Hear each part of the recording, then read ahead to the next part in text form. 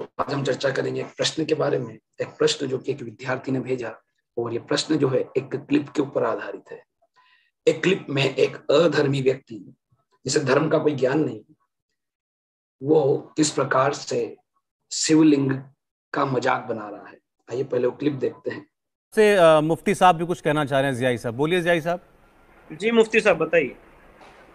मैं विष्णु जैन साहब से बड़ी जिम्मेदारी के साथ ये पूछना चाह रहा हूँ कि आपने जिस शिवलिंग को देखा वो शिवलिंग के पत्थर थे या फिर योनि के साथ शिवलिंग था, और शिवलिंग का डिफिनेशन भी ज़रा बता दीजिए मुल्क को, वो भी जानना चाहते हैं लोग कि वो कौन सा शिवलिंग था जो जिसे आपने वहाँ पर देखा। दूसरा ये कि बगैर साक्ष्य के, तो जैसा कि हमने इस क्लिप में देखा कि किस प्रकार से एक अधर्मी व्यक्ति शिवलिंग का उपहास उड़ा रहा है, और बाकी लोगों को वो व्यंग्य करता हुआ पूछ रहा है कि मुझे बताइए ना शिवलिंग का अर्थ क्या होता है, शिवलिंग जिस योनि के ऊपर होता है इस योनि का अर्थ क्या होता है, मुझे बताइए ना। एक व्यक्ति ने उत्तर देने का प्रयास किया, लेकिन उसका भी उसने मजाक बनाया। देखिए क्लिप में एक बार और। में जानना चाह रहे हैं वो तो फव्वारा कहेंगे, ऐसे ही तमाम सारे लोग हैं जो काफिर भी कहते हैं कि जो मूर्ति पूजते हैं वो काफिर होते हैं। तो उनको हम क्या बताएं, बस शिवलिंग के बारे में जान लीजिए। शिवलिंग का अर्थ होता है कि भगवान शिव का चिन्ह। अगर आप जाके थोड़ा अध्ययन कर लेंगे, थोड़ा पढ़ लेंगे, तो आपको ये समझ में आएगा। जो आप बार बार आप पूछ रहे हैं कि कितना क्या था और कौन कौन से शब्द आप इस्तेमाल कर रहे हैं, तो भगवान शिव का चिन्ह होता है।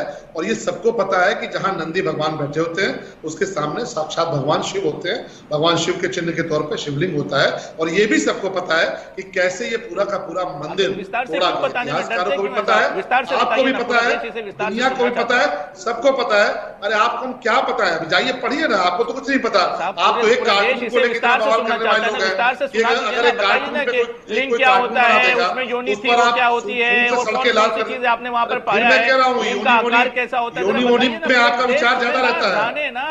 अच्छा, इस पूरे डिबेट में उसने 2 बार 3 बार कम से कम जो है शिवलिंग का उपहास उड़ाने का प्रयास किया, उपहास उड़ाया। लाखों लोग देख भी रहे होंगे, कई लोग वहां बैठे हुए भी थे, और खुल्लम खुल्ला उपहास उड़ाया। पर हम सहनशील हैं या अज्ञानी समझ में नहीं आता। सहनशील उसे कहा जाता है कि उसके पास शक्ति है फिर भी उसका उपयोग ना करे, उसे सहनशील कहा जाता है। लेकिन यह सब सहन कर रहे हैं, उसकी बात पर चुप हैं, उसका कारण है कि ज्ञान का अभाव है, ज्ञान नहीं है।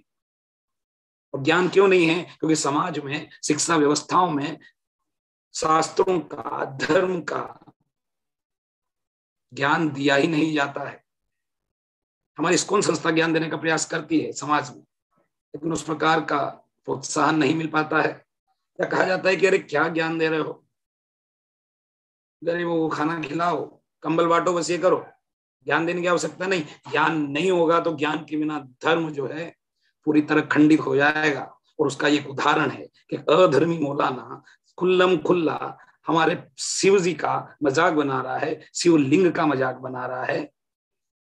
वो अपनी घृणित संकुचित बुद्धि के द्वारा, जिसकी बुद्धि केवल और केवल कहां पर टिकी हुई है, केवल और केवल पुरुष के जननांग और स्त्री के जननांगों तक जिनकी बुद्धि टिकी हुई है, वो व्यक्ति शिवजी की बात कर रहा है। और किसी का खून भी नहीं खोलता, किसी को दुख भी नहीं होता है। तो पहले हम जानेंगे कि शिवलिंग होता क्या है, ताकि जिन हिंदुओं को पता नहीं उनको थोड़ा तो दिया है, थोड़ा तो समझें। लिंग का अर्थ है क्या? लिंग का अर्थ, ये संस्कृत भाषा का शब्द है, लिंग का अर्थ है रूप। रूप, जैसे कि बचपन में हम संस्कृत पढ़ा करते थे, सबने पढ़ी होगी 7वीं 8वीं 9वीं क्लास में। संस्कृत में क्या आता है? स्त्रीलिंग शब्द, पुरलिंग शब्द, नपुंसकलिंग शब्द। तो लिंग शब्द का अर्थ क्या है? रूप। स्त्री के रूप वाले शब्द, जैसे कि नदी, ये स्त्री का रूप वाला शब्द है। वैसे होते हैं पुरलिंग यानी पुरुष के रूप वाले शब्द, या नपुंसकलिंग। यहाँ पे लिंग शब्द का अर्थ है रूप। तो शिवलिंग क्या है वास्तव में? भगवान महाविष्णु की दृष्टि जब महत तत्व के ऊपर गिरती है, ये दृष्टिपात, ये दृष्टि महत तत्व के ऊपर गिर रही है। तो दृष्टि महत्व तत्व के ऊपर गिर रही है। जो दृष्टि है, वो दृष्टि जो रूप है, वो शिव जी को निरूपित करता है, वो शिवलिंग को निरूपित करता है। और दृष्टि जिस महत तत्व के ऊपर गिर रही है वो महत तत्व स्रोत है, इस भौतिक सृष्टि का स्रोत, जहां से भौतिक सृष्टि के लिए आवश्यक तत्व प्राप्त होते हैं। तो भगवान की दृष्टि महत तत्व की ओर गिरती है, उस महत तत्व से प्राप्त होने वाले तत्वों से, 24 प्रकार के तत्वों से मिलकर के सृष्टि बनती है। इसलिए सृष्टि को हमारी दृष्टि पटल में लाने वाले जो हैं वो शिव जी हैं। और जो महत तत्व है वो महत तत्व माता दुर्गा का प्रतिनिधित्व करता है, उनका जड़ रूप में प्रतिनिधित्व करता है माता दुर्गा का। उसी महत तत्व को योनि कहा जाता है। योनि का अर्थ केवल स्त्री का जननांग नहीं होता है। हम बोलते हैं ना, 84 लाख प्रकार की योनियां, अर्थात 84 लाख प्रकार के स्रोत हैं इस संसार में आने के। 84 लाख प्रकार के शरीर धारण किए जा सकते हैं। तो जिस प्रकार से लिंग का अर्थ रूप होता है, उसी प्रकार से योनि का अर्थ स्रोत होता है, गर्भ होता है, और स्त्री का जननांग के लिए भी उसे उपयोग किया जाता है। तो शिव है वो शिवलिंग भगवान की दृष्टि है, वो शिव जी को प्रदर्शित करता है, रिप्रेजेंट करता है। वो कोई जननांग नहीं है। जिनकी बुद्धि में यही भरा हुआ है वो इसी प्रकार से उसका अर्थ निकालते हैं। और ऐसा व्यक्ति कहीं भगवान को प्राप्त नहीं कर सकता, चाहे वो अपने को कितना भी बड़ा मजहबी माने, किसी का भी बंदा माने। चैतन्य महाप्रभु चैतन्य चरितामृत में बताते हैं, जीवेर लालसा हो इति उतिधाय, शिष्णेर उदर लालसा कृष्ण नहीं पाए। संस्कृत भाषा में पुरुष के जननांग को शिशन कहा गया है, लिंग नहीं कहा गया। चैतन्य महाप्रभु बताते हैं कि जीव की अनेक प्रकार की इच्छा होती है, और जिन जीवों की इच्छा केवल शिशन तक ही सीमित है, जननांगों तक ही सीमित है, वो कभी भगवान की प्राप्ति नहीं कर सकते। तो इस प्रकार के तथाकथित